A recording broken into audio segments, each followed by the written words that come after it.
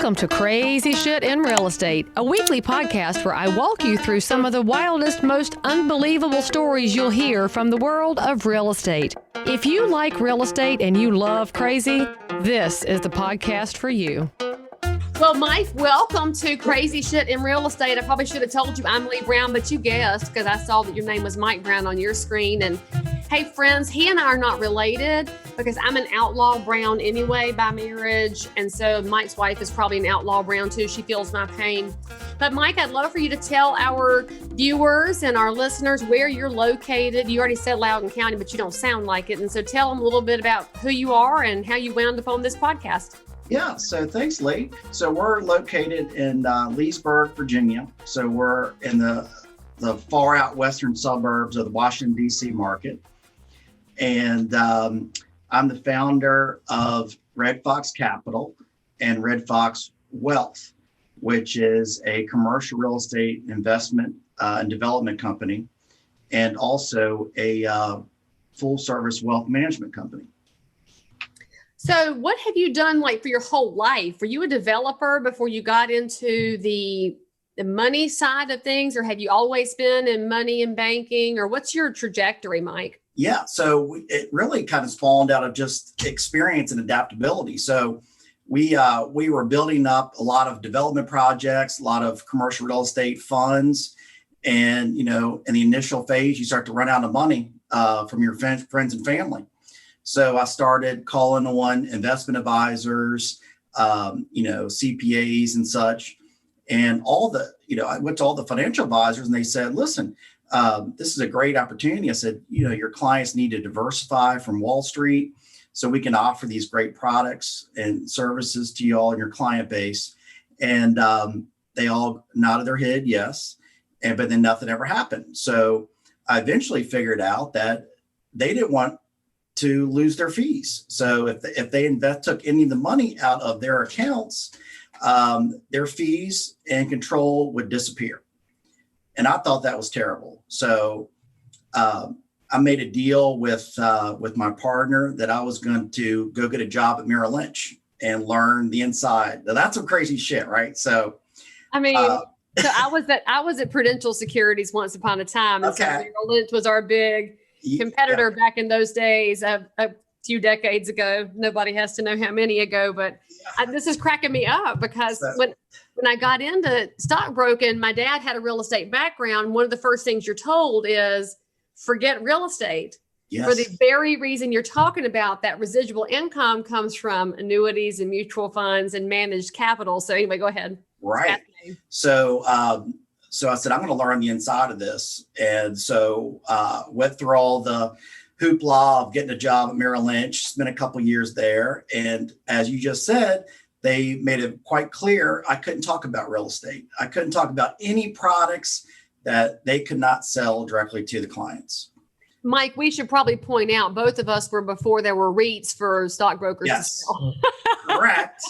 But the REITs, as far as the REITs go, that's right. That's what they would offer. But I would argue a REIT is a stock. It correlates with the stock market. So it's two different worlds. And for you normal consumers, that's a real estate investment trust. And so when your stockbroker mentions REITs to you, it's exactly what Mike just said. It's real estate, but it's under basically a shell so that it operates as a stock and it will have its own returns and losses like a mutual fund does, but with real estate in it. They're a different kind of beast altogether. They're not typical real estate. Right. So anyway, it came to the point where I knew I had to get out of there because they were going to get rid of me anyway. So I left and I wrote a book about it. And the book is called The Real Perspective. Is it like Inside Scoop and Secrets? It is Secret Investments Your Financial Advisor Won't Talk About. And the big banks told me, if you publish that, you will be fired. Which means you had to publish it, right? Exactly. So I did about 3 weeks ago, and we hit number 1 in about 4 categories, and it's going great. And so now I said, what we're going to do is bring it all onto the same table so we can eliminate all the conflicts of interest and talk to a client and say, you know what? Mr. Jones, Mrs. Jones, you should have X amount of money in private investments, whether it be commercial real estate, how precious metals, I don't care what it is. I personally prefer commercial real estate. So we created what we call integrated portfolio management. So we control, private investments that we can offer our clients and then kind of bring it all together.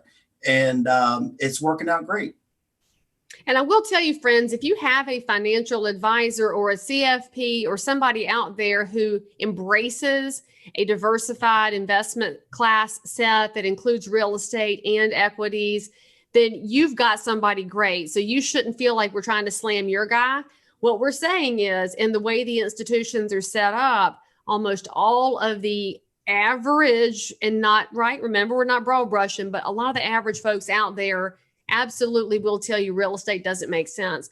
So I want to dive into the commercial sector if we can, because of course we're recording this in fourth quarter of 2020, which has been frankly hell on the commercial real estate sector. And we know that it's, as a asset class, heading into some really turbulent times as companies evaluate how much space they're going to need in the future, as retail spaces figure out where they need to land to even ever compete with Amazon. Because I'm kind of concerned about Amazon's monopoly as small stores close and what restaurants are going to do. And so from your perspective, in that 30,000 foot view of commercial as an investment class, what are you seeing as some forecasting in the market? Are you bullish or bearish, or does it depend on what day it is? It depends on what asset class. Overall, I'm very bullish. I look at, we usually lag about 18 months behind residential real estate. So we always are a little bit slower to the game on the way the markets react.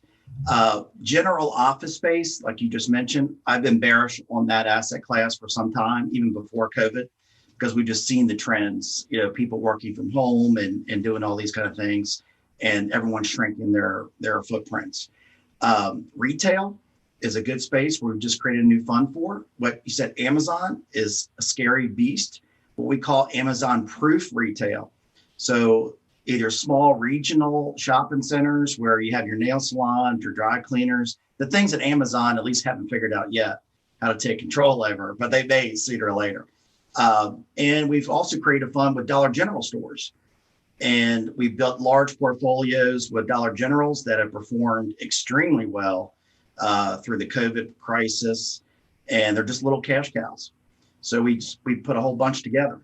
And I'm fascinated by how Dollar General does real estate. And friends, you may have noticed this in your communities. They don't build giant, fancy behemoth spaces. They do a lot of prefabricated buildings on their lot so that they could keep the cost in line and keep their prices in line. And they're still not the cheapest people on the street all the time, but they develop a loyal clientele. Yeah. And they're a really good sign for how not just what the uses of real estate space are over time, but the actual construction items and how that morphs over time. They go up like this, but it's brilliant to cut costs because materials are through the roof right now. Well, they've kind of taken a different approach where McDonald's built their fortune on owning the real estate. And Ray Kroc always said, we flip hamburgers just to pay the real estate because that's where we're building our wealth. Dollar General flipped it and said, we want to keep our cash in the business. So let's get individual investors and developers to build all of our real estate. We'll sign 10-year leases. So what we do is go out, find about 9,000 square feet or build a building for them and do a 10-year lease. They pay us a great rent. We're able to give our investors 8% preferred return and then a big windfall at the end, probably about, into the mid-teens. And everybody's happy. So what do you think is going to happen to our skyscraper, very dense downtown business districts over the next 18 to 24 months? Because I agree with you that commercial does tend to lag residential, but COVID has put a foot to the accelerator in a lot of regards on that. And I'm curious about those spaces because I do see how a former shopping mall could be repurposed into residential space or into some kind of a flex space, but those big footprint downtown areas don't have as much flexibility. So what's your crystal ball saying there, Mike? So, we saw the trend about a decade ago. Everybody was moving back into the urban centers, the center cities.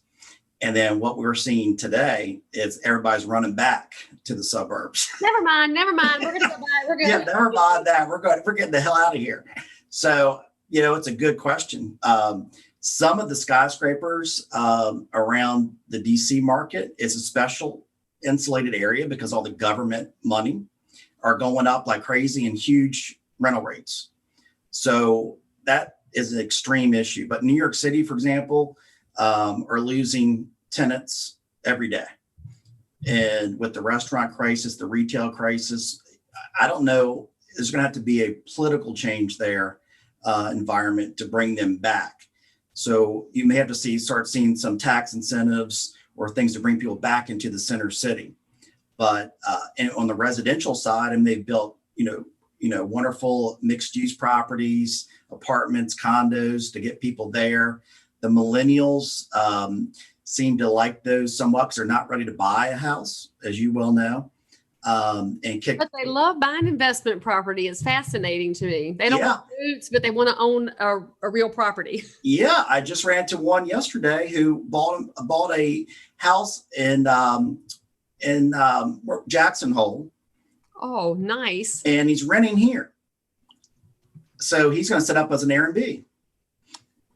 It's a great move. I mean, I think that's where the hospitality sector is going to be for a little while, because that feels more clean and sanitized and secure than a giant hotel does. So it's the fluctuations are fascinating. And so speaking of fluctuations and how elected officials and legislation can have impact on markets, which you skated past in New York, and I'm allowing it because we're not going to go down that rabbit hole. But Senator Tim Scott from South Carolina, who, full disclosure, is a friend of mine.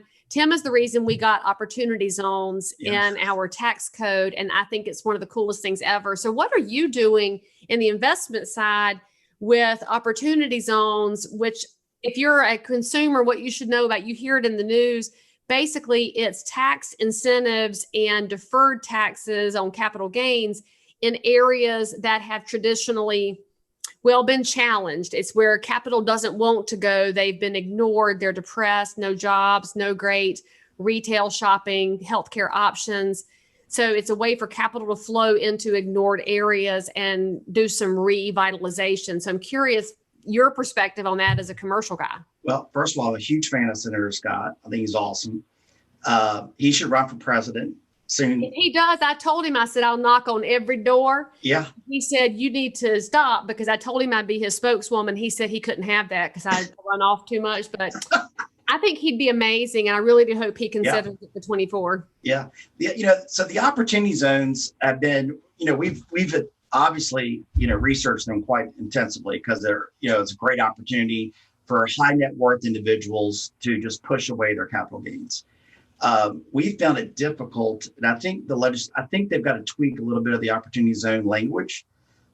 We found it very difficult to meet some of the requirements as far as, in the short time frame to get something through entitlement, something approved to construct as new development, to increase that 100% valuation, all those different triggers that you have to do to meet requirements. And we just aren't able to turn a project around that quickly. Not to mention all of the large capital trying to go into the opportunity zones are kind of driving up property values. So we've kind of toyed with it, but we have not fully engaged in opportunity zones. But it's a great thing for investors, looking for tax incentives. Absolutely.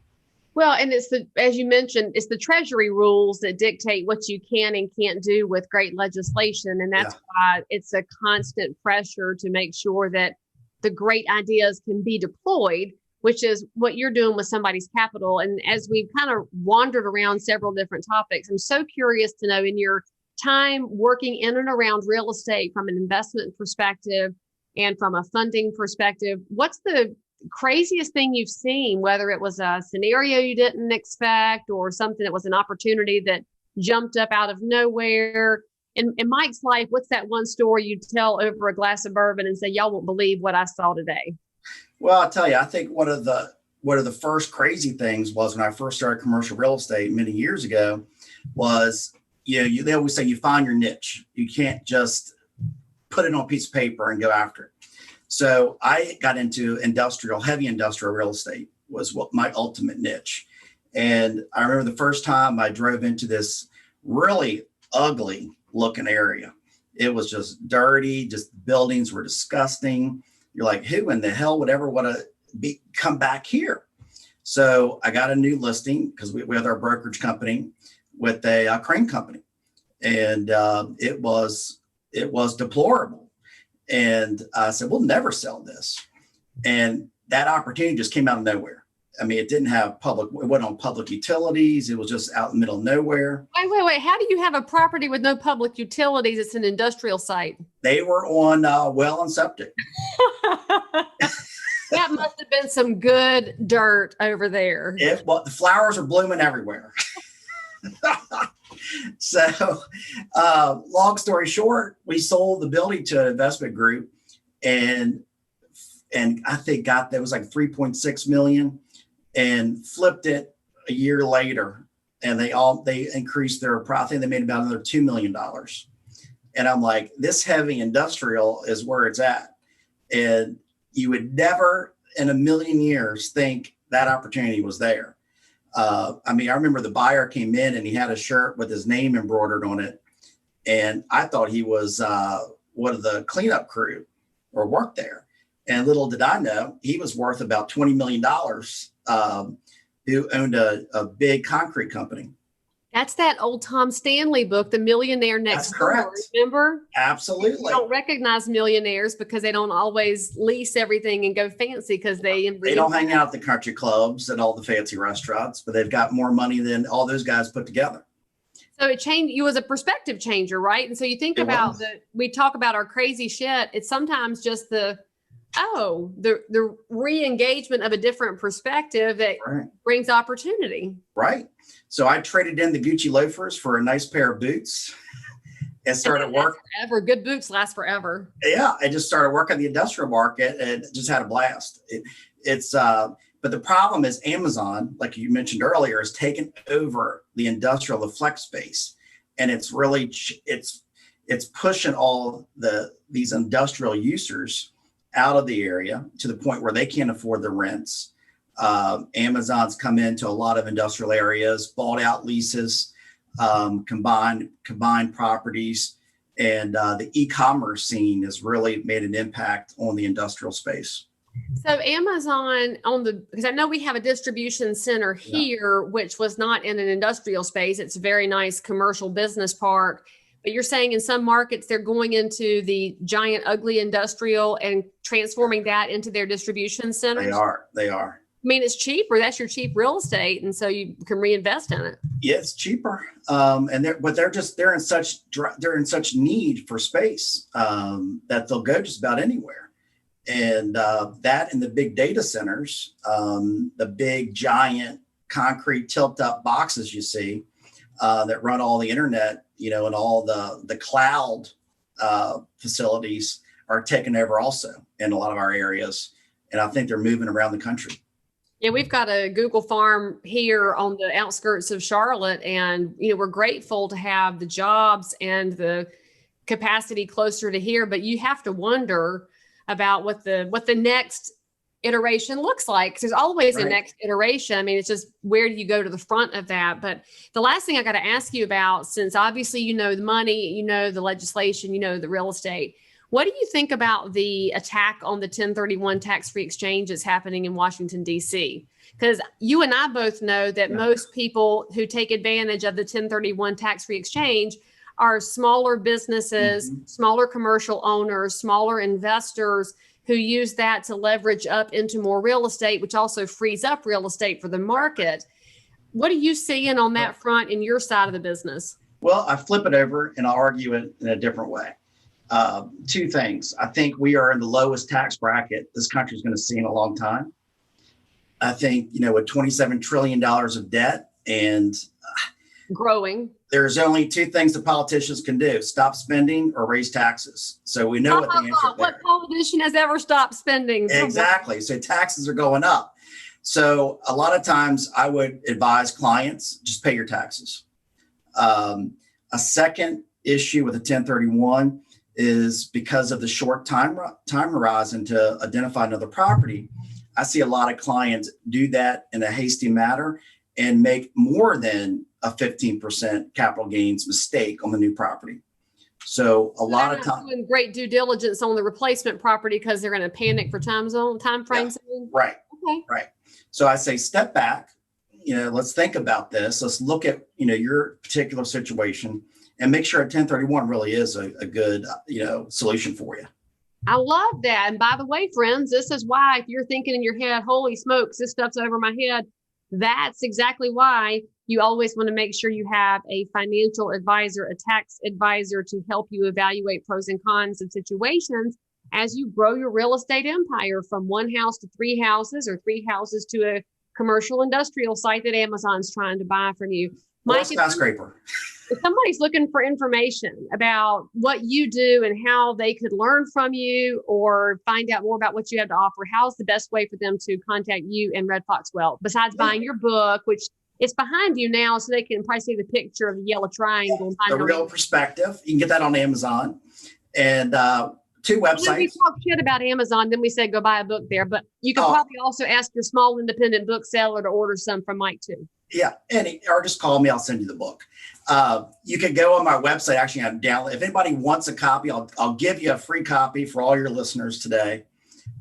Send me an email at my private email address at mikebrown1757@gmail.com. And you can see our websites at redfoxcapital.co and then redfoxwealth.com. And any questions your listeners have, I'd be happy to answer them and point them in the right direction if I can help them. All right, guys. So all of that's in the show notes for this episode. So go click on that, find Mike's email and send him a note. He will be glad to help guide you with obviously really balanced advice based on a lot of experience in multiple angles of the business. Mike, I really appreciate you coming on the podcast. Thanks, Leigh. It was great. Thank you so much. All right, guys, give me 5 stars, subscribe for more because you're going to get a different angle every time you show up over here on Crazy Shit in Real Estate. I'll see you next time. If you are listening to this episode and you need to tell us something about your crazy life in or around real estate, then tweet me at Leigh Brown or reach me on any of the social networks. That's if you're a broker, realtor, investor, inspector, lender, or just a regular normal human being who happens to have dealt in real estate. Subscribe for more episodes, and as always, we are thrilled that you joined us for some crazy shit in real estate. See you next time.